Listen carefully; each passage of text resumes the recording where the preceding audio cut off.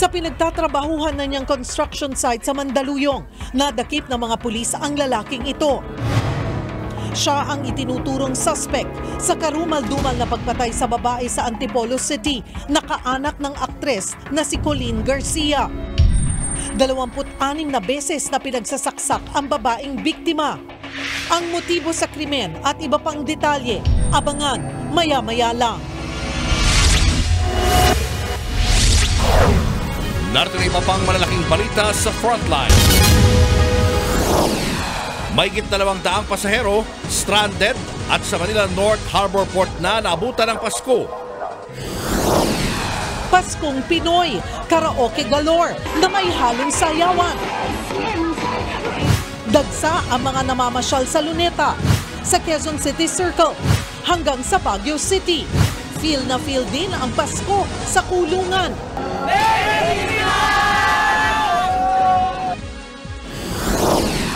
Ilang pamilyang nakatira sa lansangan nakapag-Noche Buena sa tulong ng mga mahubuting loob.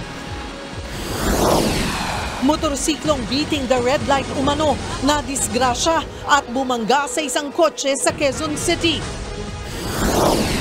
Kahit Pasko, airstrike sa Gaza, wala pa ring patid. 70 sibilyan, patay. Nakapamasko na ba ang lahat? Alam ba ninyo kung bakit aginaldo ang tawag sa perang pamasko? Sagutin natin yan para may dagdag kay alaman. Silipin ang Christmas celebration ng mga sikat. At mga pelikula sa Metro Manila Film Festival, pinilahan. Mismong si Papa P nagbenta ng tiket ng mga pelikula.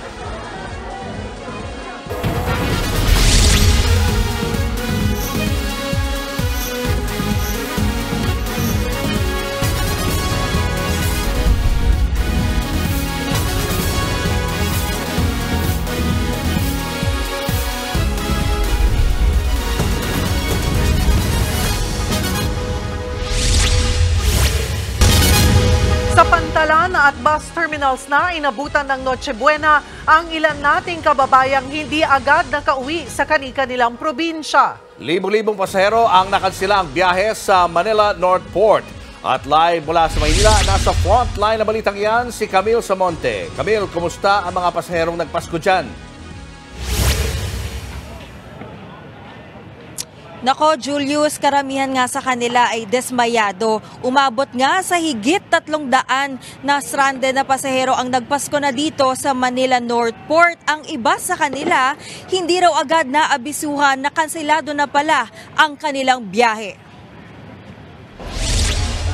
Excited pa naman kagabi na bumiyahe ang pamilya ni Velmor Versosa pauwi sa kanilang probinsya sa Tibolog, Zamboanga. Pero biglang kanselado pala ang biyahe nila.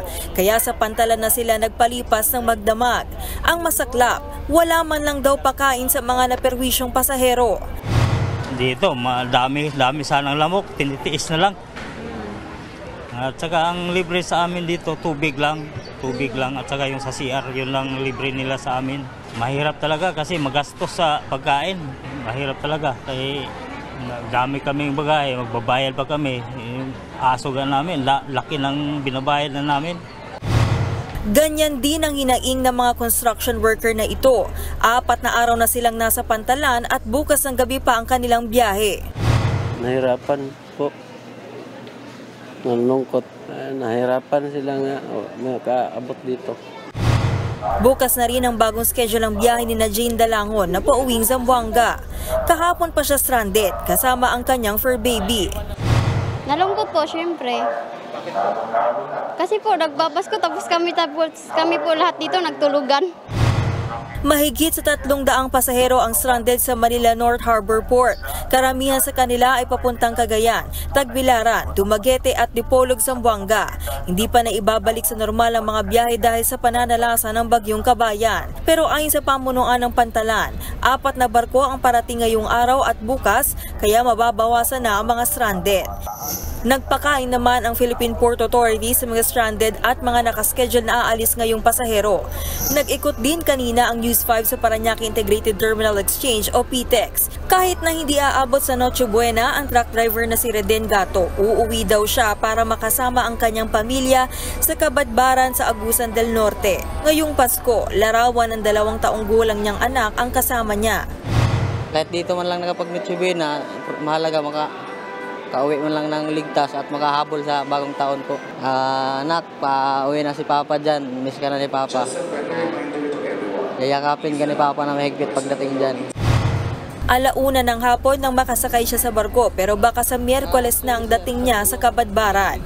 Bago magtanghali kanina, umaabot pa sa higit 32,000 ang mga biyahero sa PTEX. Sa kabila nito, siniguro ng pamunuan ng terminal na hindi fully booked ang mga biyahe kumpara nitong nakalipas na araw.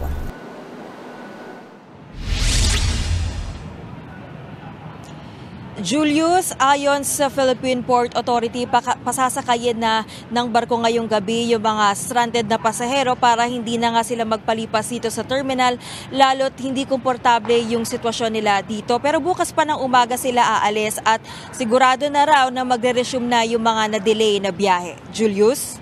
Maraming salamat, Camille Samonte. Itinodo ang Christmas party sa Tondo sa Maynila. Feel na feel talaga ang Pasko lalo't merong mga palaro, may kantahan at bigayan pa ng aginaldo. Nasa frontline ng balitang yan, Simon Gualvez.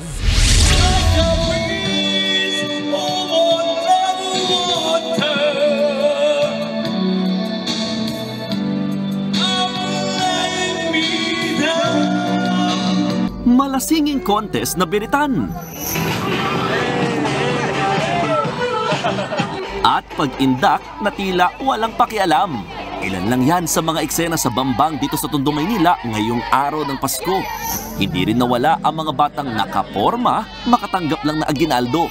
Ang ilan namang chikiting, game na sumali sa mga palaro sa kalye. Ito na raw kasi ang taon-taon ng nakaugalian ng magkakapitbahay sa lugar. Para kasi sa kanila, ang Pasko ay para sa bata. Siyempre po para marami silang blessings din na makuha po. Tsaka mga games din po pambigay sa kanila, premyo po. Pero hep-hep, sino nagsabi na bata lang ang mag-e-enjoy kapag ganitong okasyon? Pag masayang Pasko ang pag-uusapan, hindi po uhulit Tondo, Maynila. Dito kasi extended ang hapag hanggang sa kalye, may handaman o pulutan. Itong grupo ni Nasensen, walastik ang diskarte. Makatoma lang ngayong araw ng Pasko. Bukod sa inilatag na sa kalsada ang mga mesa para pang happy-happy, patak-patak daw dapat para may unity.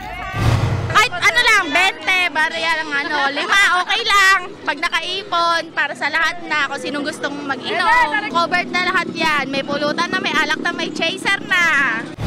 Wala naman daw problema sa mga taga-barangay ang ganitong pagdiriwang ng Pasko. Ano paalala ng barangay sa kanila? Yun lang. Walang gulo. Puros kasiyahan lang. Pag may gulo, ibang usapan na yan. Paulit-ulit ding payo ng mga otoridad sa lahat, hanggat maaari, maghinay-hinay pa rin dahil anumang sobra ay maaari ring makasama sa kalusugan.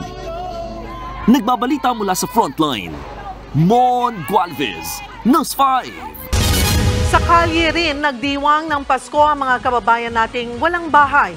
Sinamahan ng News 5 ang kalagayan ng mga pamilyan sa Kariton Noche Buena. Nasa frontline ng balitang yan, si Shaila Francisco.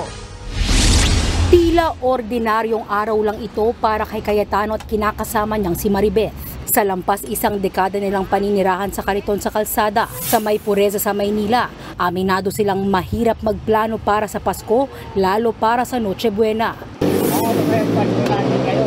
Sinamahan ko si Maribeth sa pagpili ng ibebentang kalakal. Siya lang kasi ang kakayod ngayong may sakit ang kinakasama. Isa-isa niyang tiningnan ang nakalakal para makahanap ng mga pako, bakal at lata na maaaring ibenta. Matapos ang kalahating oras, dumiretso na siya sa junk shop para magbenta.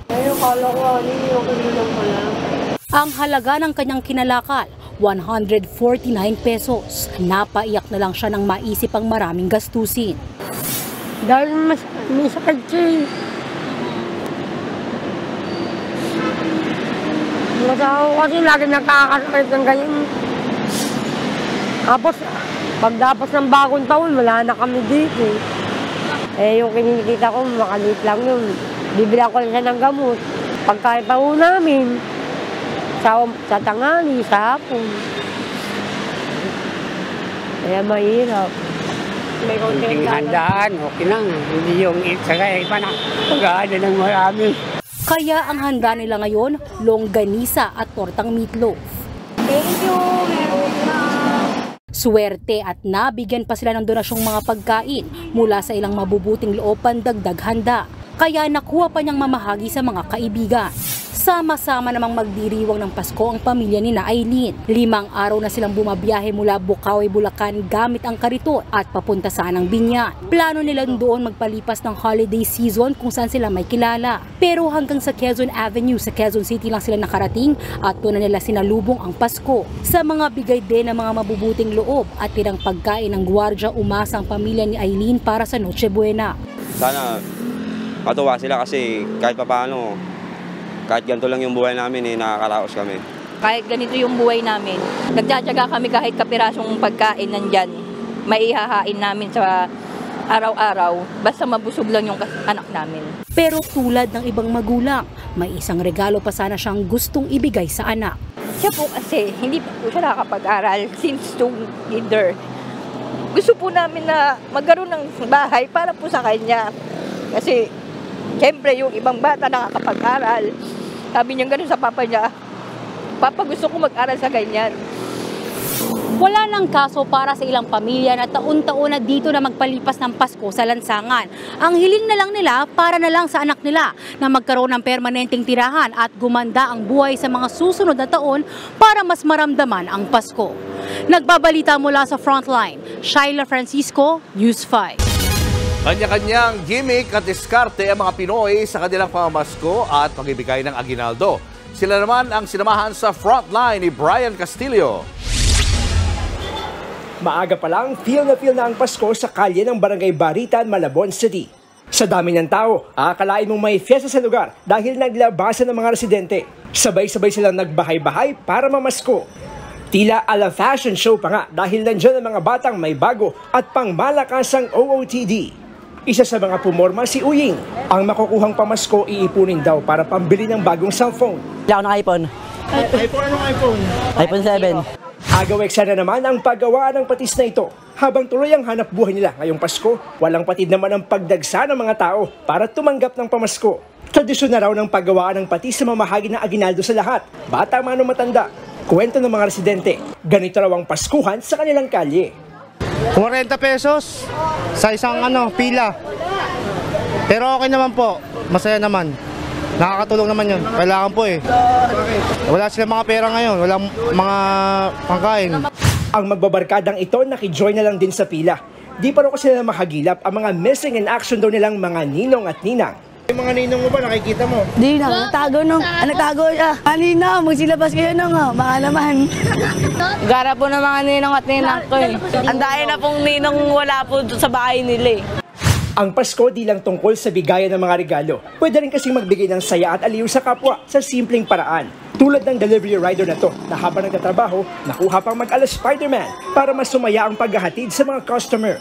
Dumami nga po yung regular customer ko, tsaka yung mga restaurant owners. Kasi natutuwa sila. Ang mission ko po talaga, kaya nagganto ako, magpasaya. Kaya kung papalarin, makatulong sa mga street children, tsaka homeless senior sa kalsada. Hanggang sa pamamasko at pagbibigay ng regalo, kanya-kanyang diskarte ang mga Pinoy. Pero higit sa halaga ng nakuhang aginaldo, nakakataba rin ng pusong malamang may nakakaalala sa iyo na siyang tunay na diwa ng Pasko. Nagbabalita mula sa Frontline, Brian Castillo, News 5. Ngayong Pasko, nagpaalala si Pangulong Bongbong Marcos Jr. sa mga Pilipino na patuloy na tumulong sa kapwa. Sa kanyang Christmas message, sinabi ng Pangulo na sa pagtulong daw sa mga nangangailangan, maisasabuhay ang tunay na diwa ng Pasko. May papakita rin daw ito sa pamamagitan ng pag-unawa at pagkalinga sa iba. Paalala pa ng Pangulo, laging magpasalamat sa poong may kapal sa mga natatanggap na pagpapala. Buksan din daw ang puso at tahanan para ibahagi ang pagmamahal sa iba. Tayo ay nagsisilbing parol ng siyang nagbibigay ng sigla, kulay at liwanag sa buhay ng bawat isa tungo sa mas maunlad na bagong Pilipinas. Daang-daang pamilya ang nakatanggap ng pamasko mula sa pamilya Duterte sa Davao City. Ang pila para sa pamasko umabot pa ng ilang kilometro. Nasa frontline ng balitang yan si Gary De Leon. Dito na sa Central Park Bangkal sa Davao City, piniling salubungin ng ilang pamilya ang Pasko. Mapabata o matanda, pumila ng maaga para sa tradisyonal na gift-giving activity ng pamilya Duterte sa lungsod tuwing Pasko. Kanina pa pong almost 1 AM pa ng madaling araw po.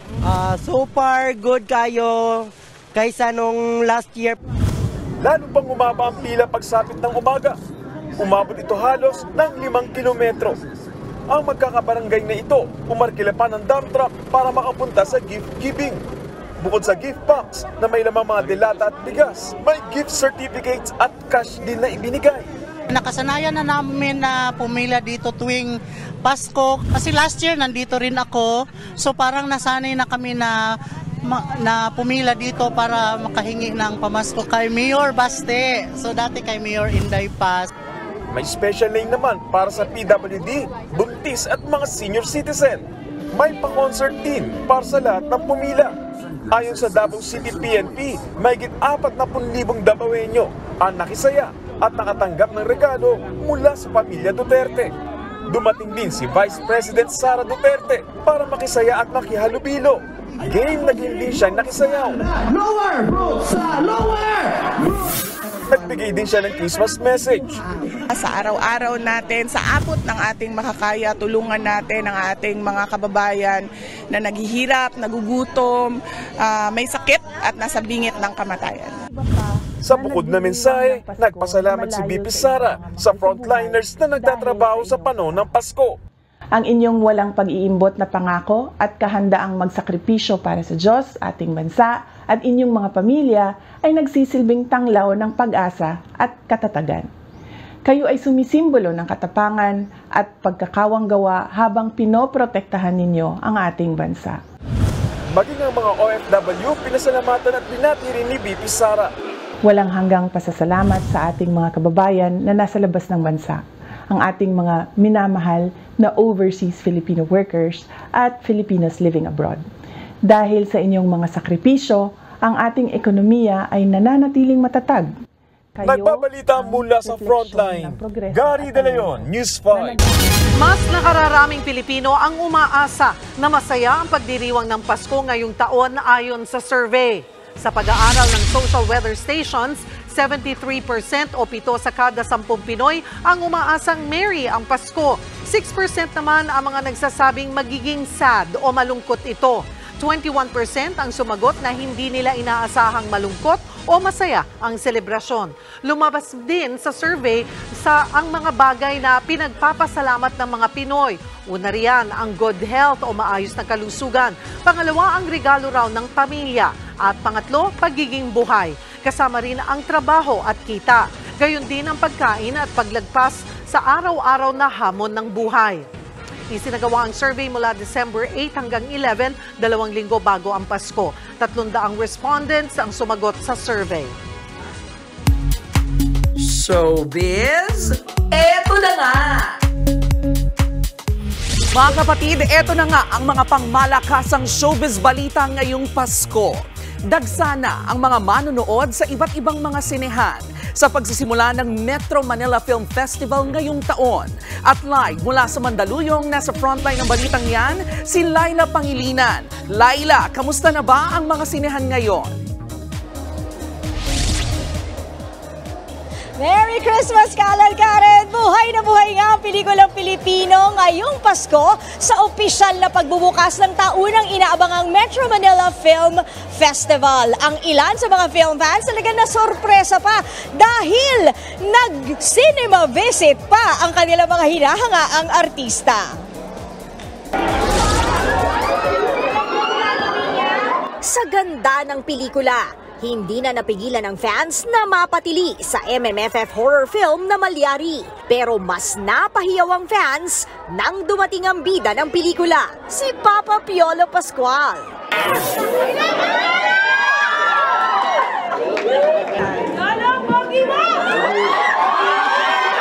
Itong si Ate Tuloy, maligaya ang Pasko. He's so hot. Grabe yung pogi niya. Hindi ko kinaya yung... si Viola. Thankful naman si Papa P sa init ng pagtanggap ng ating mga kapatid sa kanilang pelikula. So happy, di ba? Nakakatuwa na yun. Ito yung pinaghirapan natin. Nakita mo yung mga tao nakapila and they choose to spend their holidays with us, their Christmas day with the family. Malaking bagay para sa atin. And yung support na binibigay nila para sa pelikulang Pilipino.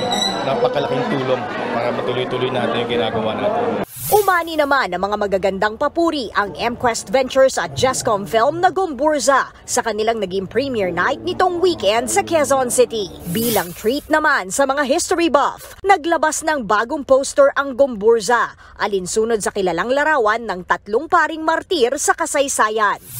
Ang ating Radyo 5 True FM, all out ang support sa pagpapablock screening sa pelikula. Ang isa pang MQuest Ventures film na Penduko, dinadagsa na rin ng mga manonood sa mga sinihan. Ganyan din ang eksena ng mga nanonood ng When I Met You in Tokyo. Nagsimula na rin mag-ikot sa mga sinihan ang ilang bida sa isa pang MMFF horror film na Kampon.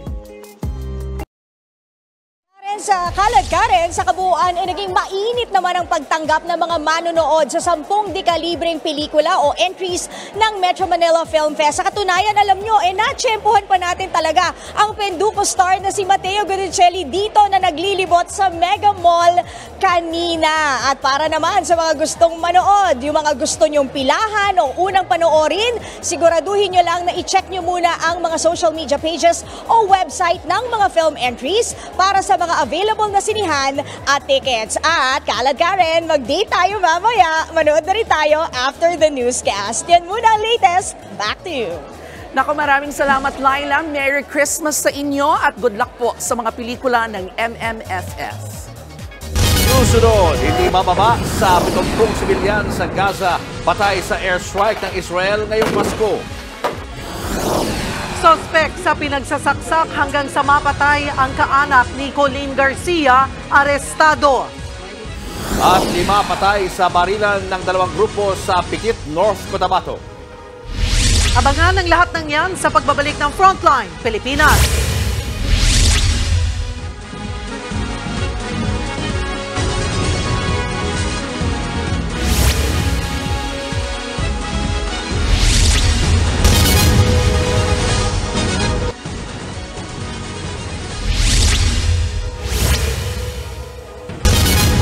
Sugatan ng isang rider matapos makabanggaan ng isang kotse sa Quezon City. Ang biktima beating the red light daw kaya nadisgrasya. Nasa frontline ng balitang yan si Dave Abuel. Ilang oras na lang bago mag-Noche Buena nang bumulagta ang rider na ito sa kalsada sa Quezon City kagabi. Halos hindi siya makagalaw dahil sa iniindang pananakit ng kaliwang binti at sugat sa baba. Bumangga ang sinasakyan niyang motorsiklo sa isang kotse sa Quezon Avenue Corner Scout Borromeo. Sa lakas ng impact, nayupi ang bahagi ng passenger side ng sasakyan. Nabasag din pati ang bintana nito. Wasak naman ang unahang bahagi ng motorsiklo at nagkalat ang mga parte nito sa kalsada. Ayon sa driver ng kotse, dumaraan siya sa Scout Borromeo at pagdating sa intersection ay nagbeating the red light daw ang rider. Patawid ako, go ako, then yung nag-beat the red light yung motor. Ayan, nasalpok niya yung aking car. As in, nagko-cross ako, then naka-red siya, ang bilis niya. Maliban sa ilang gasgas sa kanang braso dahil sa mga basag na salamin, ligtas naman ang driver ng kotse. Lahat ng mga bubog nga nasalok ko, pero buti hindi naman ako nasugatan. Ito lang, siguro nung naggaganon ako. Mag-aalas 11 nang dumating ang ambulansya na nagdala sa rider sa East Avenue Medical Center. Kung hindi magkaregluhan, maaring maharap sa reklamong reckless imprudence, resulting in damage to property ang rider. Nagpabalita mula sa Frontline, Dave Abuel, News 5. Samantala, 5 ang patay sa barilan ng 2 grupo sa Pikit, North Cotabato. Ayon sa report, gumagawa ng Farm to Market Road ang grupo ng kapitan ng Barangay Lagunde na si Sendato Karim noong Sabado. Biglang inatake sila ng grupo ni Basit Nando o alias Abu Sabaya. Dead on the spot ang 5 sa 2 grupo matapos magpalitan ng putok. 2 naman ang sugatan. Matagal na raw may alitan ang magkabilang kampo. Wala namang nadamay na sibilyan sa insidente. Dalawa ang patay sa pamamaril sa isang Christmas party sa Cebu. Nag-amok ang lasing na suspect matapos mapikon ng sawayin siya ng mga residente. Nasa frontline ng balitang yan, si John Aroa. Kuha ang video na yan sa covered court ng Barangay Imelda sa bayan ng Pilar sa Camotes Island sa Cebu. Sa Christmas party nitong Biyernes ng gabi, masaya pang nagsasayawan at nagkakantahan ng mga residente. Pero ang katuwaan yan, mauuwi pala sa trahedya. Ilang sandali pa, maririnig ang sunod-sunod na putok ng baril. Noong una, akala ng mga residente mga paputok lang. Pero baril pala. Nagkagulo at nagpulasa ng mga residente. Hello! May pusil! Nanay! Isa sa tinamaan ng bala ang 30 taong gulang na si Benji Alcala, isang magsasaka. Lord! dahil sa kwan? Sinsya ng sama na. Lord! Dead on arrival sa ospital ang biktima na nagtamo ng mga sugat sa dibdib at binti. Tinamaan din sa dibdib at dead on the spot naman si Roger Cataros, 49 na taong gulang, isang mangingisda. Sa investigasyon ng Pilar PNP, lasing umanong dumating sa party ang suspect na si Reggie Navotas. Itong si suspect, sir, biglang dumating at saka nakisawsaw siya sa sir, party doon. Sinabihan lang siya doon sa isa sa mga tao na umuwi ka na kasi inom ka. Nagalit umano ang suspect ng pagsabihan ng mga residente. Sa ganun kasimple, sir, nag-alis sa lugar, umuwi. Without knowing, sir, bumalik, sir, at saka sino man yung makita niya biglang namaril. Naaresto ng pulisya kinabukasan ang suspect sa hot pursuit operation sa bundok. Na-recover sa kanya ang kalibre 48 revolver na ginamit sa pamamaril. Lagi raw nag-aamok ang suspect sa kanilang lugar kapag nalalasing ito. Nahaharap siya sa reklamong murder. Nagbabalita mula sa frontline, John Arua, News 5.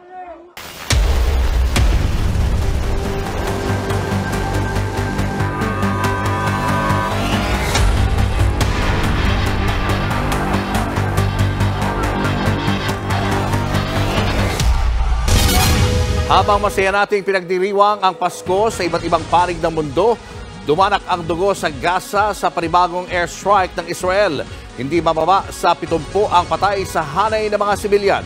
Nasa Frontline News Abroad, si Rainiel Pawit.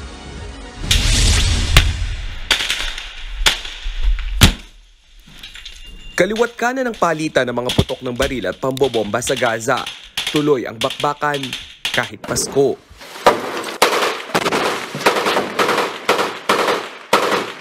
Wala ring humpay ang mga airstrike ng Israel.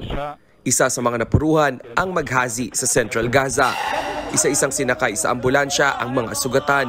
Ang problema, hindi makausad ang sasakyan dahil binomba rin ng warplane ng Israel ang mga kalsada. Ayon sa Palestinian Red Crescent, hindi bababa sa 70 ang nasawi sa mga pinakahuling airstrike ng Israel. Karamihan, mga sibilyan.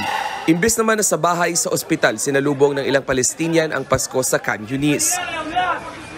Halos mapulbos ang mga bahay sa Rafah dahil din sa airstrike ng Israel. Ayon sa ilang residente, sinabihan daw sila noon na ligtas magtago sa lugar. Pero kabaligtaran ang nangyari. Naglabas naman ng panibagong video ang Israeli Army kung saan makikita ang loob ng tunnel ng Hamas sa northern Gaza. Nakatiles pa ito, may paliguan, banyo, lababo at water dispenser. Dito raw nila nakita ang 5 hostage na wala ng buhay. 3 sa kanila sundalo ng Israel habang 2 sibilyan. Nalulungkot daw ang Israel sa mga namamatay na sibilyan. Pero ang Hamas daw ang dapat sisihin dahil nag-ooperate sila sa lugar na maraming tao at ginagawa pa raw silang human shield. Aminado naman si Israeli Prime Minister Benjamin Netanyahu na may mabigat na kabayaran ng giyera. Ginagawa raw nila ang lahat para maprotektahan ang kanilang mga sundalo. Hindi raw nila ititigil ang kanilang opensiba hanggang sa mapalaya ang mga bihag at mawala ang banta ng mga Hamas. Pinabulaanan naman ni Netanyahu ang mga ulat na dinidiktahan ng Amerika ang Israel sa giyera. Dahil naman sa digmaan, kinansela ng Bethlehem ang pagdiriwang ng Pasko. Tahimik ang mga kalsada. Walang kahit anong dekorasyong pamasko di tulad noon. Bagkus nagsindi ng kandila ang mga residente at nagsagawa ng vigil para sa mga apektado ng giyera. Nagbabalita mula sa Frontline, Rainiel Pawid, News 5. Nagdadalamhati si Pope Francis para sa mga biktima ng wala pa ring patid na bakbakan ng Israel at Hamas. Ang ibang bansa naman, kabilang ang Pilipinas, mataimtim na sinalubong ang Pasko. Nasa frontline ng balitang yan, si Brian Basa. Nagsusumama kami na sana'y paunlakan niyo ang aming munting hiling. Mga batang deboto ang nanguna sa isinagawang panunuluyan sa National Shrine of Our Lady of Lourdes sa Quezon City nitong bisperas ng Pasko. Ito ang pagsasadula ng paghahanap ng matutuluyan ni Jose at Maria para sa panganganak ng Birhen. Tradisyon ito ng Simbahang Katolika kasabay ng Simbang Gabi. Ang pinakarurok ng pagsasadula, ang pagsilang kay Jesus sa sabsaban. Hindi rin mawawala sa Paskong Pinoy ang Belen o nativity scene. Pero alam nyo ba na ang kauna-unahang Belen, totoong hayop ang gamit? Ito ang likha ni San Francisco ng Assisi noong taong 1223 sa bayan ng Greccio sa Italia. At ngayon sa makabagong panahon, puro rebulto at imahe na ang gamit. Siyempre, nariyan ang mga hayop pa rin at nariyan na rin ang imahe ni Maria, ni San Jose at hindi mawawala ang imahen ng sanggol na si Jesus. Ang pamilya Dignos masayang nakadalo sa misa sa bisperas ng Pasko. Pasasalamat nila ito sa mga biyayang natanggap nila. Siyempre yung una yung buo kami, walang sakit, tapos surviving, ayan, tsaka yung lumalaki yung mga batang mabait. Bukod sa kanila, daan-daang mananampalataya rin ang nakibahagi sa banal na misa. Sa Germany naman, naghigpit ng seguridad sa Cologne Cathedral kasabay ng Christmas Eve Mass. Dulot ito ng babala ng pamahalaan sa mga banta ng pag-atake ng Islamist group. Dose-dose ng tracker dogs ang ipinakalat para i-check ang lahat ng nagpupunta sa cathedral. Sinara rin ito matapos ang misa. Mataimtim naman ang dalangin ng higit 6,500 dumalo sa misa bago ang Pasko sa St. Peter's Square sa Vatican. Mula sa iba't ibang bansa ang mga nagsimba sa misang pinangunahan ni Pope Francis. Nang makausap naman ang ilang deboto. I just hope that we can all learn to love one another and respect culture and background. Sa kanya namang Christmas message, sinabi ng Santo Papa na nagdadalamhati siya para sa mga biktima ng karahasan dulot ng gera ng Israel at Hamas sa Gaza Strip. Gayon din ang kaguluhan sa Holy Land na Bethlehem. Pinaalala rin ng Santo Papa na ang tunay na mensahe ng Pasko ay kapayapaan at pagmamahal. Hinimok rin niya ang mga tao na huwag mahumaling sa anyay idolatry of consumerism.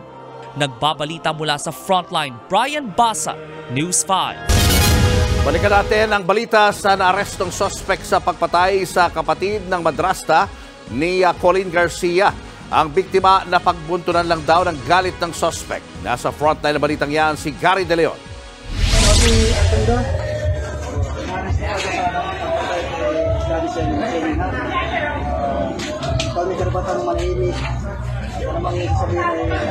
Sa construction site na ito sa Barangay Addition Hills sa Mandaluyong, natuntun ng mga pulis ang construction worker na si Artondo. Suspect siya sa pagpatay sa kakauwi lang na OFW na si Canis Minica Seming. Si Tondo ay dating karpintero ng pamilya ng biktima. Base sa investigasyon, dating kasintahan ng suspect ang kasambahay ni Seming. December 20 nang pumunta siya sa bahay ng amo ng kanyang ex. Hindi niya kasi matanggap ang kanilang paghiwalay, pero wala doon ang kasambahay at ang among si Seming ang humarap kay Tondo. Dito na napagbuntunan ng suspect ang biktima at pinagsasaksak si Seming ng 26 na beses. Nakitaan din ang hematoma o pamumuo ng dugo sa kanang kamay ang biktima. Burst of emotion talaga ito, no? Kasi kung isang fatal blow lang, mamamatay na ang tao. Ito is yung hanggang mapahupa niya yung galit niya. Nakuha rin sa Imbernal, malapit sa bahay ng biktima, ang isang army knife na inihinalang ginamit sa krimen. Nauna nang nanawagan ng hustisya ang aktres na si Colleen Garcia para kay Seming. Si Seming ay kapatid ng madrasa ni Garcia. Itinurn over na ng Mandaluyong Police sa Antipolo Police si Tondo para sa inquest proceedings. Bukod sa drug test, nakatakda rin siyang isailalim sa DNA testing para kumpirmahin kung tugma ang dugo sa crime scene sa dugo ng biktima. Posibleng maharap sa kasong murder si Tondo. Nagbabalita mula sa Frontline, Gary De Leon, News 5. Susunod, wala pang bagong taon pero bilang ng mga sugatan sa paputok patuloy na dumarami. Silipin ang mga bagong atraksyon na kinagigiliwan ngayon sa Manila Zoo. At sa K-Alaman, alamin kung bakit tinatawag na aginaldo ang mga ibinibigay na pamasko. Yan at iba pa sa pagbabalik ng Frontline Pilipinas.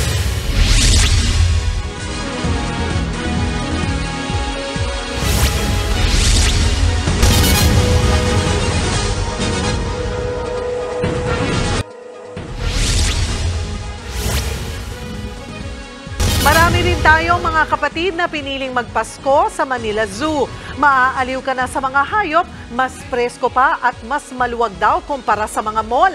Live mula sa Manila Zoo, nasa frontline ng balitang yan si Marian Enriquez. Marian, ilan ba ang dumagsa dyan ngayong Pasko? Yes, Cheryl, umabot na nga sa 13,000 yung mga dumayo rito sa Manila Zoo. At hindi yan nalalayo doon sa dami ng mga bumisita noong Christmas last year na nasa 14,000 at hanggang 10 p.m. pa nga tayo ngayong gabi. At samantala ngayon yung unang Pasko na wala yung pamosong elepante na si Mali. Pero sa kabila niyan, syempre, na-enjoy pa rin po natin ang ating experience dito sa Manila Zoo. Isa sa mga dinarayo ngayon ng White Bengal Tiger na sina Kois at Wendell. Last year lang nang dumating sila sa Manila Zoo family. Gayon din ang mga saltwater crocodile na kalahi ni Lolong. Nasa 10 to 15 feet ang haba ng mga buwayang sina King at Boo. Nariyan din ang zebra na si Austin, ang ostrich na si Chuck, at 8 mga deer o osa. Ang pamilya Lucy mula sa Quezon City dito naisipang magpasko kesa raw makipagsiksikan sa mga mall. Tsaka mas presko pa dito. Pag naisip mo kasing Pasko, di ba, papasok sa isip mo, magloloneta kayo, magmumowa kayo. So naisip ko naman para maiba, sa zoo naman kami. Mula naman May Kawayan, Bulacan, dumayo ang pamilya Rojas dito sa Manila Zoo. Mismong mga bata raw ang nagsuggest na dito na pumasyal. Para maiba naman daw po. Pinaka-favorite po namin, yung yung crocodile po doon. Yung tiger. Yung white? Opo. Bakit yun? Cute tignan. Masaya po. Lalo na magkasama po kami magkapamilya po. Dinarayo rin dito ang kanilang animal interaction. Nakakatakot po. Madalas lang po. Smooth po. At syempre, sinubukan ko rin. Dito sa Manila Zoo, every Monday and Thursday at 3 p.m. to 4 p.m. meron silang tinatawag nga nito, animal interaction tsaka animal show. Kung saan ito, pwede ka magpa-picture sa mga snakes. Katulad ni Cloud, isang Burmese python. And meron din silang bird show. Scary pero carry. Meron ding butterfly garden. At para mas ma-enjoy ng mga kids, merong slides na palaruan. At may ilan ding mga chikiting na enjoy magtampisaw sa dancing fountain. Kung napagod, kaliwat kanan ang food stalls. Ito ang unang Pasko na walang pamosong elepanteng si Mali. Namatay siya noong nakaraang buwan sa edad na 43. Sa dating pwesto ni Mali, tanging litrato na lang niya ang makikita.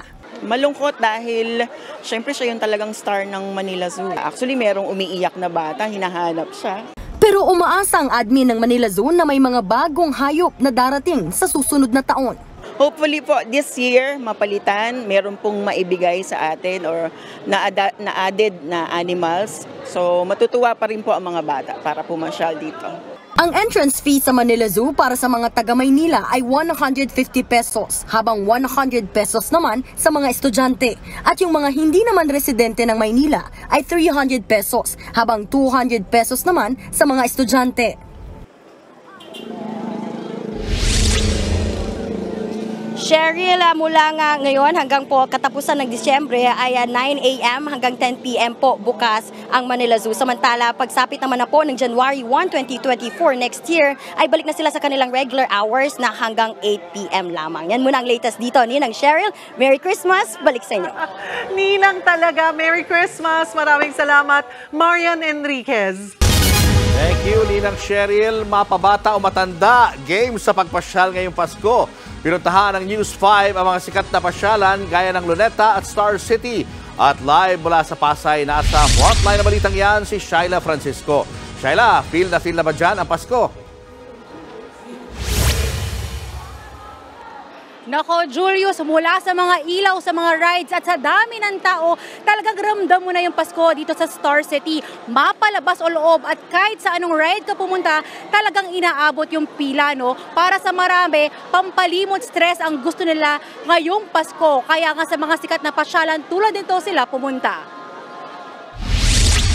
Umaga pa lang, puno na ng mga nagpipiknik ang Luneta. Dahil sa init, kanya-kanyang diskarte at silong na ang mga namamasyal. Ang ilan sa kamag-anak nga ni Jenny Lynn, dito na nagbawi ng tulog. Dito sana kasi nila planong salubungin ng Pasko, pero di pala bukas ito magdama. Galing Samar pa ang ilang kasama niya. Imbis umuwi, dito na sa labas nagpalipas ng gabi hanggang kaninang alas 5 ng umaga. Yung pamangkin ko po, lumuwas sa Maynila, gustong-gusto makita si Rizal po kasi idol niya po si Rizal. Sa akala namin, open po yung Luneta, hindi po pala open.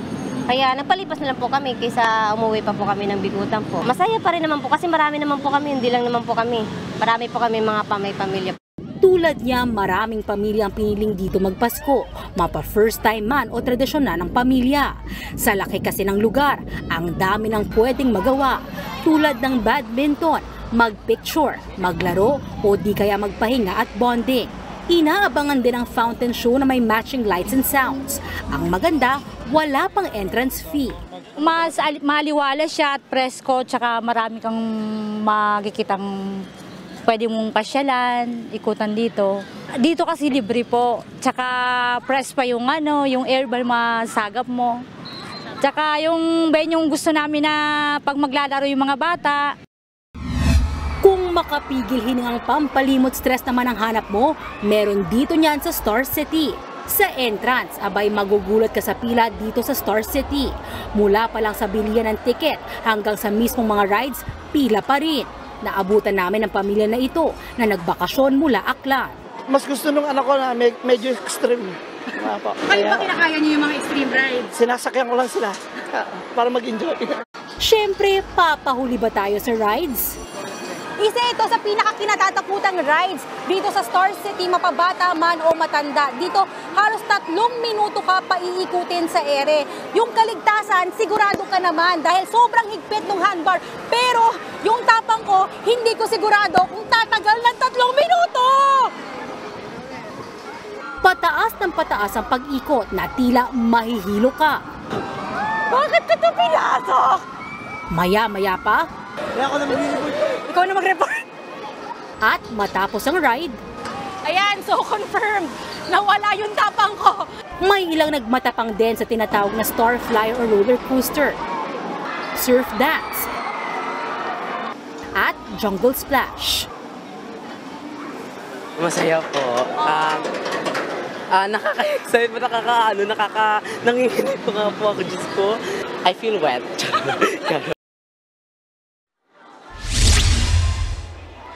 Julius, sa mga gustong humabol hanggang 1 a.m. bukas itong Star City. Nasa 699 pesos ang ride, all you can, maliban lang sa Snow World. Pero pang gusto mo kasama yung Snow World, 889. Sa Luneta naman, hanggang 1 a.m. din bukas. At mula dito sa Star City, ayan, Merry Christmas daw sa inyong lahat dyan. Merry Christmas din sa inyong lahat. Thank you, Shaila Francisco.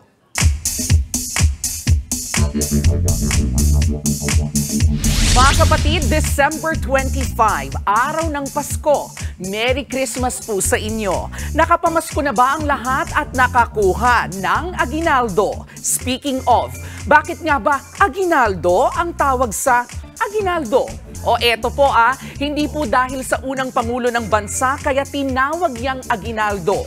Noon pa man, simula nang sakupin tayo ng mga Kastila at tauna ng magdiwang ng Pasko, lagi na pong may aginaldo. Spanish po kasi ang salitang yan para sa bonus o Christmas pay. Pwede rin na extra pay na ibinibigay tuwing Pasko. Ang totoo niyan sa ibang mga Hispanic countries tulad ng Costa Rica at Mexico. Aguinaldo ang tawag sa kanilang 13th month pay. Sa ilang pong mga tala, sinasabing ang pagbibigay ng aginaldo nagsimula rin sa unang Pasko. Ito po ay yung eksena kung saan ang bagong silang na si Jesucristo binigyan ng 3 aginaldo ng 3 mago, gold o ginto, frankincense o kamangyan at myrrh o mira. Dito po sa atin, tinatawag ding Misa de Aguinaldo ang natapos ng 9 na Novena Masses o simbang gabi bago magpasko. Paniwala kasi ng simbahan. Regalo na rin sa atin ang mga misang ito na inaalay natin para sa pagunita natin sa pagdating ni Hesukristo. Kapag sapit naman ang mismong araw ng Pasko, paborito po ng mga inaanak natin, dito na madalas na nag-iikot ang ating mga inaanak para mamasko at mangalap ng kanilang aginaldo. Dahil sadyang mapagbigay ang mga Pinoy, naging tradisyon na ang gawing ito hanggang sa ngayon. Alinsunod na rin sa sinasabing tunay na diwa ng Pasko. Hindi na natin ito nakalimutan tulad ng araw-araw po nating paalala na gaya ng K-alaman, ang pagbibigayan ngayong pakapaskuhan ay K-yamanan. K? Okay.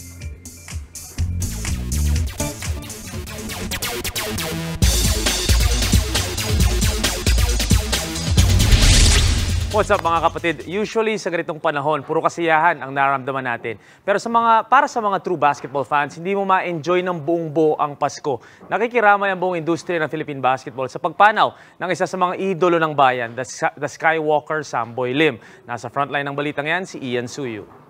Cut off without really harassing him. Samboy Lim trapped, but he still has the power to get the shot in. Taong 1986 nang pumasok sa professional basketball scene ang 6-footer na si Avelino Samboy Lim. Dahil sa angkin niyang atletisismo at hang time sa bawat dunk, agad nakilala si Lim sa PBA at tinaguriang The Skywalker. Pero nitong Sabado ng gabi, 2 araw bago ang Pasko, nagulantang ang Pinoy basketball world sa pagpanaw ni Lim sa edad na 61. Bumuhos ang pakikiramay para sa mga naiwan ni Lim. Kabilang sa mga nakiramay ang kanyang dating teammate at kapwa PBA legend na si Alan Caidic. Naging magkakampi ang dalawa sa San Miguel kung saan nakakuha si Lim ng 9 na kampyonato, kabilang na ang Grand Slam noong 1989. Ngunit dahil sa injuries, maagang nagretiro si Lim sa basketball noong 1997 at noong 2014, inatake sa puso si Lim sa isang tune-up game na naging dahilan upang makomatose siya ng ilang buwan. Nitong taon lang, dinalaw pa si Lim ng kanyang dating PBA teammates, pati na rin ang Team USA coach na si Chip Engeland. Bukod sa nakasamang veteran players, nagluluksa rin ang mga kasalukuyan pa ring naglalaro ng basketball, gaya na lang ng San Miguel star na si Terence Romeo. Malaki raw ang impluensya ni Lim sa kanyang estilo ng paglalaro. Every time na naglalaro si Samboy, as in parang lagi niya sinasabi 120 to 200% yung binibigay ni Samboy sa loob ng court pag naglalaro siya. Grabe, as in all out talaga. Tapos yung mga acrobatic shots. Sinegundahan naman ni PBA Commissioner Willie Marshall na malaki nga ang ambag ng PBA veteran sa Philippine basketball. Hindi na nagbigay buhay sa PBA. Isa sa mga icon na nagpasikat sa PBA. Malaking bagay, talagang pag naglaro yan, talagang all out. Nakakasama ko yan. One, laging papakita yan ng physique niya. Tapos nagmamagic yan. Laging masaya kasama si Samboy. Ayon naman sa veteranong analyst na si Andy Howe, isa ring hinahangaan din ng fans ay ang attitude ni Lim sa hard court. He has a more or less, don't like to use the word devil-may-care attitude when he plays because he wants to please the fans. If I may use the vernacular, Samboy, walang yabang sa katawan yan. And siyempre, yan ang kinahahangaan ng mga ating mga manonood. Maging si boxing legend Manny Pacquiao, nakiramay sa pagpanaw ng basketball icon. Anya, mananatili sa alaala ng mga Pilipino ang pinakitang husay ni Lim at magiging inspirasyon sa mga Pilipino. Nagbabalita mula sa Frontline, Ian Suyu, News 5. Rest in peace, Skywalker, pero isa sa mga pinakinaabangan pag Pasko, syempre ang Christmas Day Games. Ilang fans ang pinipili manood ng basketball at suporta ng kanilang favorite teams para i-celebrate ang okasyon. At live mula sa Smart Araneta Coliseum, nagbabalik si Ian Suyu. Ian, kumusta ang Christmas vibe dyan ngayon?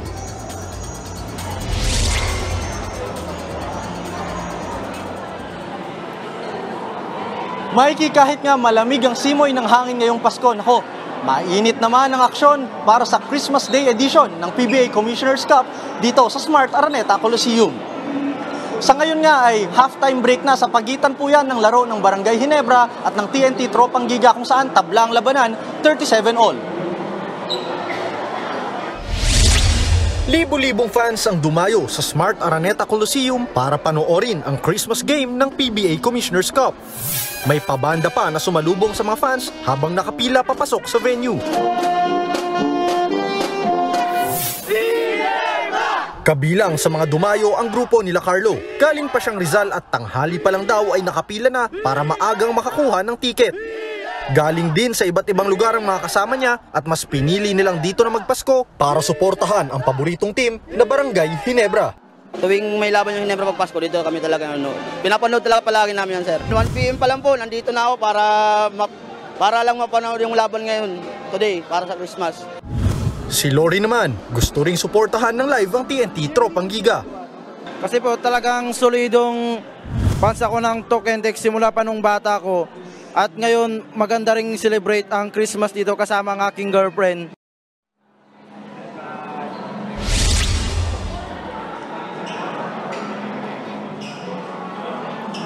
Mikey, kanina nga natapos na yung first game sa pagitan ng San Miguel Beermen at ng Phoenix Fuel Masters. Nako, nanalo dito ang San Miguel Beer with a score na 117-96. At ang best player of the game dito si Terence Romeo. At maganda rin ang naging performance ng kanilang bagong import na si Benny Boatwright Jr. na kumamada ng double-double with 26 points and 12 rebounds. Pagkatapos naman ng laro ng Ginebra at ng TNT, magpapahinga muna ang ating mga players bago bumalik sa New Year's edition naman na pagdating ng January 3. At yan ang latest mula dito sa Smart Araneta Coliseum. Balik sa'yo, Mikey. Maraming salamat, Ian Suyo. At sa mundo naman ng boxing, hindi na daw kailangan ni Naoya Inoue ng rematch clause sa kontrata ng bakbakan nila ni Filipino fighter Marlon Tapales bukas. Normally, mga kapatid, ang mga fighter na mas malaki ang pangalan, laging humihingi ng rematch clause papasok ng laban kung sakaling ma-upset sila ng underdog. Pero kumpiyansa si Inoue na hindi siya maiisahan ni Tapales. 25-0 on 22 knockouts sa ngayon si Inoue habang 37-3 on 70 knockouts naman si Tapales.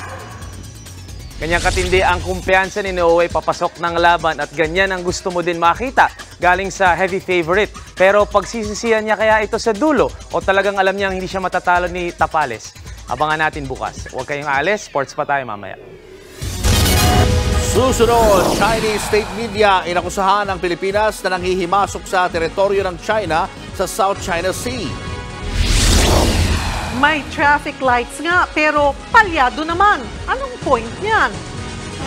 At mga preso sa Manila City Jail, ipinagdiwang ang Pasko kasama ang mga mahal sa buhay. Tutok lang mga kapatid, magbabalik pa ang Frontline Pilipinas.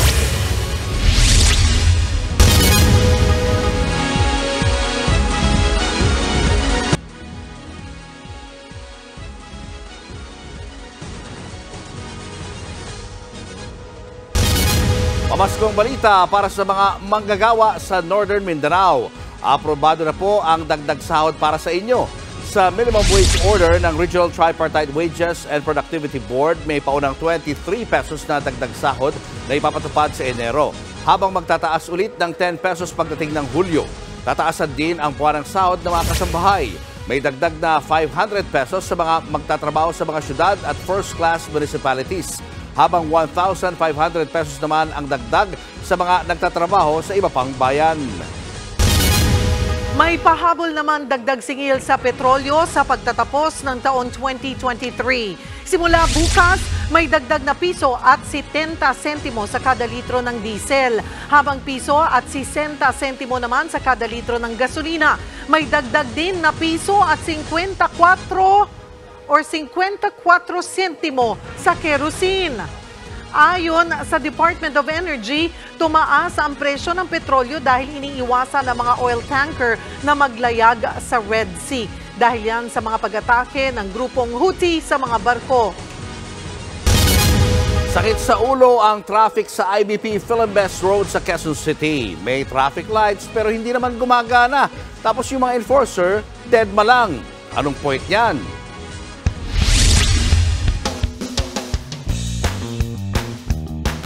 Sala-salamat na traffic. Singit dito, singit doon. Kanya-kanyang diskarte para maungusan ang mabagal na usad ng ibang mga sasakyan. May stoplight nga, di naman gumagana. May enforcer nga, di naman gumagalaw. Anong point na mga yan? Matagal na, simula na na yan nung ginawa. Mga 3 years na siguro. Pag nung tapos na gawa, ganyan na yan. Natatakot din ako, hinahatid ko hanggang dito. Hintayin muna namin kung mayroon kaming kasabay na sasakyan gumanon, saka kaming gumagani, gaya niyan. Oh. Hindi po gumaganin. Sa ano po, kaming mga babike, pati rin po sa mga motorista para hindi po sagabal yung trapiko sa amin. Dito sa IBP Philinvest Road, parang bituka ng manok ang buhol-buhol na traffic sa lugar. Ang salarin ang hindi gumaganang traffic lights sa kalsada. Buwas sa surveillance camera kung paano tila naging playground ng mga motorista ang kalsada na para silang nagpapatintero. Alas 5 yan ng hapon. Pero teka, may enforcer naman pala sa lugar. Ang kaso, deadma lang. Mga sir, okay ba tayo dyan? Kape, gusto nyo? Muling binalikan ng aming team ang nasabing lugar sa ibang araw. Ngayon naman, itinaw namin ito ng alas 6 ng gabi kung kailan dagsa na ang mga pauwi mula sa kanilang mga trabaho. Pero ganun pa rin ang sitwasyon. Walang maayos sa traffic lights at wala pa rin nagmamandong enforcer. Inilapit na namin sa Quezon City Department of Public Order and Safety ang nakakaperwisyong sitwasyon sa IBP Philinvest Road. Buong Metro Manila ang nakakasagop o may hawak lahat ng traffic signalization ay ang MMDA through the Traffic Engineering Center. So lahat ng layout, lahat ng installation, lahat ng maintenance and deployment of all traffic signalization in Metro Manila are being handled by MMDA. So kung may kinakailangan lang ng nasira or kailangan ng repair or kailangan magdagdag ang isang intersection ay sumusulat tayo sa MMDA. Pero kung nasulatan ba nila ang MMDA tungkol dito, walang sagot ang DPOS ng Quezon City. Ang sabi naman ng Metro Manila Development Authority, yung po nga po kung yung sa IBP ang sinasabi as per our record, ang sa IBP Road po ay requested po ito ng flashing ni Councilor Castelo. So dapat po pag hindi gumagana ang traffic lights may enforcer dapat lalo pag rush hour. Flashing, meaning may mga oras na sadya itong di gumagana ng maayos para mano-mano ang mga traffic enforcer sa pagmamando ng trapiko? Ganun ba yun, sir? Buti sana kung may enforcer nga. Sitwasyon doon, hindi siya kailangan maglagay. There are times na lagyan siya ng tao at a certain time. So yun yung tinitingnan nga namin doon. There are times na meron, may oras na meron yung oras na wala. Kasi yun nga yung... Pag rush hour? Rush hour nga yan, Alas 5 ng hapon at alas 6 ng gabi. Pag medyo okay naman yung at nagbibigay ng mga sasakyan, magpapahinga muna yung mga enforcer. And then kapag talagang matraffic, tsaka sila lumigit. Kaya magapapansin mo, andun sila sa gilid. Ngayon, pag naka-standby siya, So yung, kaya sabi ko sa iyo, kung tagang rush hour, kailangan gigit na siya. So paano? Hahayaan na lang natin ganyan yan. Mga boss, wala ba kayong group chat? Usap naman kayo pag may time.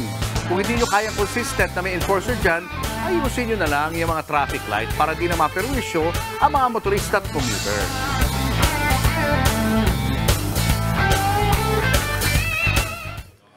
Inakusahan ng Chinese state media ang Pilipinas ng paulit-ulit na panghihimasok sa teritoryo raw ng China sa South China Sea. Sa ulat ng Reuters, sinabi ng pahayagang People's Daily na patuloy daw na umaasa ang Pilipinas sa suporta ng Amerika para galitin ng China. Extremely dangerous o lubhang mapanganib daw ang inaasal ng Pilipinas. Ito raw ang sumisira sa kapayapaan at kaayusan sa rehiyon. Wala pang tugon ng gobyerno ng Pilipinas sa tiradang ito ng China. Matatanda ang ilang ulit na hinaras ng China ang resupply missions ng Pilipinas sa Ayungin Shoal sa West Philippine Sea. Sa Ayungin Shoal nakasadsad ang BRP Sierra Madre. Nasa loob ng exclusive economic zone ng Pilipinas ang Ayungin. Pero patuloy na iginigiit ng China na bahagi ng teritoryo nila ang bahurang ito. Ngayon pa lang ay pinaghahandaan na ng mga ospital ang mga masusugatan dahil sa mga paputok. At live mula sa Jose Reyes Memorial Medical Center sa Maynila, nasa frontline ng balitang yan si Jenny Dongon. Jenny, ilan na ang nao-ospital dyan dahil sa paputok? Julius, 4 na nasugatan dahil sa paputok simula kahapon hanggang kaninang umaga ang isinugo dito sa ospital. Mas mataas na bilang yan kumpara noong nakaraang taon sa kaparehas na araw kung saan nga 0 o walang naitalang mga naputukan. Kaya naman nakalatag na sa loob ng emergency room ang mga pamutol ng buto at panggamot sa mga sugat. Nakahanda na ang mga pamputol ng buto gaya ng medical drill na ito at bone cutter sa Jose Reyes Memorial Medical Center. May modelo din sila ng isang kamay na may mga nakatusok na alambre at mga puto na daliri. Ganyan daw sasapitin ng mga masasabugan ng paputok ngayong Pasko at sa pagsalubong sa bagong taon. Kaya naman paulit-ulit na pakiusap ng pamahalaan, iwasan ang pagpapaputok, lalo na ang mga ipinagbabawal na. Ipinakita pa sa amin ng orthopedic kung paano nila inooperahan ang mga pasyente. So, ang kamay po ng pasyente, ilalapag po dito habang nasa operating room. Tapos, para mas madali po namin maoperahan yung kamay ng pasyente. Para po nakalatag yung kamay ng pasyente. Then, ito po, yung medical grade po na drill na ginagamit po namin para po magpasok ng mga alambre katulad po nito. Kung gusto po namin na yung buto ng pasyente, ibabalik po, ipagdudugtong po ulit. Gagamitan po namin ng mga alambre or mga bakal na katulad po nito. Pero kung di na kayang masalba ang daliri gaya nito, itong bone cutter na ang gagamitin sa pasyente. Simula kahapon, 4 na dito sa ospital ang nasampulan ng mga ito. Isang babaeng 49 na taong gulang na naputukan ng kwitis at 3 minor de edad. Bukod sa mga naputukan, binabantayan din ang mga na-aksidente dahil sa pagmamaneho ng lasing. We have received multiple motor vehicular accidents ngayong Christmas season. Madami din nga dahil lasing yung mga driver or unfortunately yung iba nadadamay lang dahil nga sa reckless driving. Meron ding nasobrahan ng kain ngayong Pasko. Uso din ngayon high blood, hypertensive emergencies. Payo ng mga doktor sa mga mapuputukan. Nasa bahay po, linisin po yung sugat ng clean na water. Tapos, diretso na po yun sa parang yung linis lang po ng sugat para lang po sure na wala na pong firework na active dun po sa sugat. Sa tala naman ng Department of Health, umabot na sa 16 ang mga nasugatan dahil sa paputok. Nasa 6 hanggang 35 ang edad ng mga ito. Julius, yung mga ipinakita nating bone cutter at mga gagamitin para nga sa pamputol ng mga buto, abay kukonti pa lamang po yan. Dahil pagsapit ng Biyernes hanggang Sabado, ilalabas na nila yung mga naglalakihang bone cutter. Dahil maaari nga daw na tumaas yung bilang ng mga pasyente ilang oras matapos ngayong pagsalubong ng bagong taon. At sana nga, huwag gamitin yung mga equipment na yan dahil maganda pa rin pong salubungin ng 2024 na buo ang parte ng inyong katawan. Julius. Maraming salamat, Jenny Dongon. Susunod, heavy gap na traffic sinuong ng mga turista para lang makapasyal sa Baguio City. Silipin live ang Pasko sa Quezon Memorial Circle. At Christmas celebration ng mga celebrity, pinusuan online. Marami pa kayong mga balitang dapat malaman sa pagbabalik ng Frontline Pilipinas.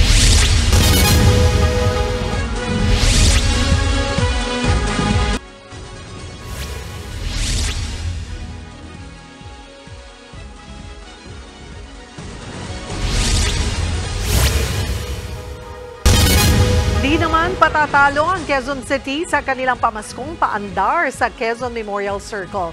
Nasa frontline ng balita doon, live si Justin Punsalang. Justin, Merry Christmas! Kumusta ang Pasko feels dyan? Merry Christmas, Cheryl, at feel na feel ang Pasko sa Quezon Memorial Circle. Mula nga kaninang umaga ay dagsana ang mga pamilya at magkakaibigan. Bukod kasi sa Christmas chibugan at workout, may mga rides din na ma-enjoy for sure ng buong pamilya. Exciting rides ba ang hanap ninyo? Punta na sa Quezon Memorial Circle. Hindi magpapahuli ang pasyalan dahil may sarili itong pedal and paddle amusement park. Patok ito, lalo sa mga chikiting na gusto ng exciting at thrilling experience this Christmas. Ang nag-iisang extreme ride na Viking, pinupuntahan ng mga bagets. Yan ay kahit pa... Okay pa, nakakahilo! Para mamamatay na. Naiwan yung kaluluwa. Kaluluwa ko tayo, naiwan sa taas. Naiwan din po sa akin, te. Kung hindi kaya ang extreme rides, meron din namang chill rides dito tulad ng skybike. Nariyan din ang aquabike kung saan sa mismong lawa ka magbibisikleta. Kung pagod at gutom na, maraming pwedeng mabilhan ng pagkain. Hindi rin problema kung may dalang handa. Pwedeng magsalo-salo sa mga mesa sa paligid ng parke. Kung trip mag-picnic, pwedeng maglatag ng sapin. At sino nagsabing bawal magtayo ng tent? Merry ang Christmas ng buong pamilya na napiling mag-celebrate ng Pasko dito sa QMC. Bukod sa nakaka-relax, less gastos din dahil walang entrance fee. Maganda kasi yung dito, yung vibes dito, yan. Kita nyo naman, mapuno, yan. Parang marami rin tao kasi, so parang nakaka-refresh din minsan na, ayun, chill lang dito. Marami rin sa ating nakausap, mga pamilyang nag-reunion para sa Pasko. Lahat kami magkakapatid na nandito. Simula sa matanda hanggang pinakabunso. Magkakatabi yung bahay namin. So araw-araw halos magkakasama na kami doon. Para maiba naman yung area. Sinamantala din ng iba ang magandang panahon para mag-exercise, mag-jogging at maglaro ng badminton. Enjoy na enjoy lalo ang mga bata dahil sa playground. May botanical garden din dito at tindahan ng mga halaman para sa mga plantito at plantita. Pati pets, welcome na welcome dito sa QMC. Cheryl, bukas ang Quezon Memorial Circle hanggang mamayang alas 10 ng gabi. Kaya naman sa ating mga kapatid, pwede pa kayong humabol at mag-celebrate ng Pasko sa QMC. Yun nga lang, paalala, napakarami ng tao at pahirapan na rin yung parking. Samantala, Cheryl, magkakaroon ng New Year's countdown sa QMC na magsisimula sa ganap na alas 4 ng hapon sa December 31. Tapok dito ang mga bigating performers. Cheryl? Maraming salamat, Justin Punsala. Bahagyang naibsan ang lungkot ng ilang preso sa Manila City Jail ngayong Pasko. Mas mahaba kasi ang oras ng pagbisita ng mga pamilya at meron pang idalaw. Nasa frontline ng balitang yan si Gary De Leon. Idina sa kantahan at palaro ng mga preso sa Manila City Jail ang kanilang selebrasyon ng Kapaskuhan. Sagana rin ang kanilang Christmas handa na talagang ikinatuwa nila. Pero sa kabila ng mga ngiti, nagkukubli ang kalungkutan ng marami. Ayon sa Manila City Jail, 80% ng kanilang mga PDL ay wala ng dala o tila nalimutan na ng kanilang mga kamag-anak. Kaya namang isang support group ang kanilang itinatag para sa mga PDL na wala ng dalaw. Sa 3,614 na populasyon ng bilangguan, higit 600 lang ang may dumalaw na pamilya ngayong Christmas season. Ang itinatag na support group ng Manila City Jail Visitors Association ang nagsisilbing parang pamilya ng ilang preso. Sa ganitong pagkakataon po kasi nagbubuklod-buklod sila para po i-celebrate yung ganitong okasyon ng Kapaskuhan. Bukod naman dyan, pinapayagan din ang idalaw kung saan makakausap via video call ng mga preso ang kanilang kaanak na hindi makabisita sa kulungan. Para naman doon sa mga may pamilyang personal na nakakadalaw, 8 oras ang visiting hours. Pinapayagan din buong araw silang magkasama. Kaya naman ang anak ng isang preso na si Elias Laika natuwa sa mahabang oras na nakapiling ang kanyang ama. Masaya po kasi almost 10 years before ko siya nakasama sa Pasko ulit. Kaya masaya. Kahit ako lang. Kasi marami kami magkakapatid eh. Pero kahit mas mahabang oras ng dalaw, may ilang hindi nakaabot gaya ni Lola Corazon. Hindi tuloy niya personal na naibigay ang prutas at pagkain ng hiling ng kanyang apo. Dahil Pasko naman, pinayagan na ng pamunuan ng piitan na ipadala na lang ang regalo niya sa kanyang apo. Mensahe niya sa kanyang apo. Mag-ingat kayo dyan, sana maging mabuti ang kalagayan. Merry Christmas sa inyo lahat. Sa December 28, muling tatanggap ng mga dalaw ang Manila City Jail at magtatagal ito hanggang January 1. Nagbabalita mula sa frontline, Gary De Leon, News 5. Sa kanilang unang move sa off-season ngayon, kinuha ng Farm Fresh Foxies ang services ni Coach Hideo Suzuki at pinangalan siyang team consultant. Nakilala si Coach Hideo Suzuki sa naging championship ng Kurashiki Ablaze sa PVL Invitational Conference earlier this year. Sa pinagmamalaki niyang kagalingan sa pag-strategize at successful coaching career, magiging malaking bagay ito sa development ng mga manlalaro ng Farm Fresh. Maganda din ang ine-expect sa tambalang Jerry Yee at Hideo Suzuki para sa darating na PVL. And speaking of PVL, pagkatapos ng isang successful 2023 season, gusto ng liga na sundan pa ito ng mas matinding aksyon.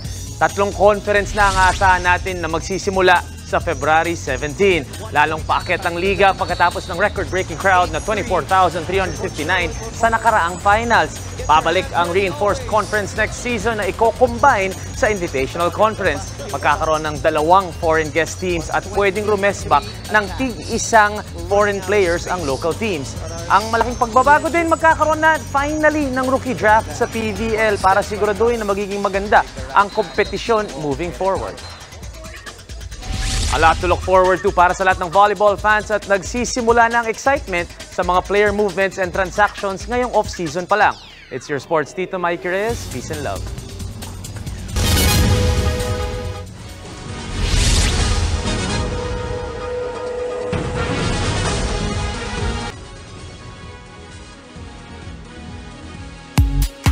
Showbiz, eto na nga! Mga kapatid, eto na nga. Good cheers at good vibes ang feels ngayon online sa pagbuhos ng mga Christmas family posts ng ilan nating paboritong celebrities. Silipin po natin ang mga yan sa report na ito. It's the most wonderful time of the year. Ang mga sikat, kanya-kanya na ring bida ng kani-kanilang masasayang Christmas happenings. Kami ang mga mami. Mami, mga sexy. Yan ang mga kaanak ng ating award-winning momshi, Melay Cantiveros Francisco, sa kanyang pa-Christmas party sa kanilang lugar sa General Santos. Ang kanyang mga anak na sina Mela at Stella, very momshi Melay sa Best in Entertainment. Winner! Pinusuan naman ng netizens ang family Christmas photo na ito na isa pang award-winning actress na si Jody Santa Maria. Kompleto kasi sila, kasama ang pamilya ng kanyang ex-husband na si Panfilo Lacson Jr. Say ni Jody, nagpapasalamat siya sa Diyos sa napakagandang regalong ito ng pamilya. Dagdag pa niya, and I quote, "We are blended, not broken." Napa-oops naman ng ilang fans dahil itong si Mega pa-cryptic sa kanyang Christmas post with a throwback photo kasama ang pamilya. Kaso nga lang, ang photo crop at putol ang ulo ng misteryang si dating Senator Kiko Pangilinan. Caption lang ni Mega, "Merry Christmas" mula sa kanya at sa kanyang 4 na angels. Isa pang pinupusuan ang larawan ni Can't Buy Me Love star Donnie Pangilinan in pajamas kasama ang kanyang buong family.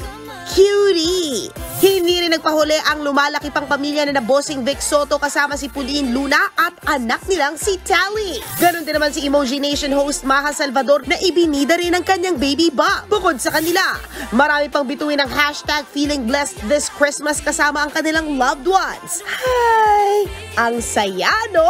Sana araw-araw Pasko. Nagbabalita mula sa Frontline. MJ Marfori, News 5. At yan ang mga malalaking K-alaman at showbiz balita ngayong Pasko. Merry Christmas to all of you. Ako po si Kalad Karen. At ito naman ang best Christmas gift ever para sa chairman, President at CEO ng Metro Pacific Investments Corporation na si Manny V. Pangilinan. Kabilang kasi siya sa mga kilala ni Pope Francis. Pinarangalan siya ng prestihiyosong Pro Ecclesia et Pontifice Commendation. Ang award po na ito ay pagkilala sa outstanding service ni MVP sa simbahan at papal office. Kabilang na riyan ang kanya mga kawang-gawa at suporta sa Caritas Manila. Patunay ang karangalang ito sa dedikasyon ni Pangilinan na magkaroon ng positibong impact sa lipunan at ang commitment niyang tulungan ang mga nangangailangan. Congratulations po sa ating boss, Sir MVP. Congratulations! Yan ba regalo natin kay Sir MVP? Pinag-uusapan yung TikTok natin. Hintayin niyo po. Tuluyang ng gigising. Ay, Merry Christmas. Merry Christmas. Merry Christmas. O yung mga inaanak nyo, i-Gcash nyo na lang daw. Ay, nako, hindi. Ayan. Ganun na ngayon eh. May pa, Ayan. Kaya and Bea, Merry Christmas. May pabate, may shout-out. Si Ral. Ang galing. Ang galing. Sino pa? Sino pa mababati? Merry Christmas. Family ko! Lola Virginia, happy birthday. Mami Asused. Tito Vic and Joey, Merry Christmas po. At yan ang mga balita mula sa frontline ng Pilipinas sa araw na ito. Ang kukulit. Mga balita at impormasyong para sa mga may alam at may pakialam. Kami ang inyong mga kasangga sa pagbabalita. Kasama sina Kalat Karen at Tito Mikey Reyes. Ako po si Julius Baba. Ako naman po si Cheryl Cosim. Magandang gabi at maligayang Pasko, Pilipinas! Merry Christmas!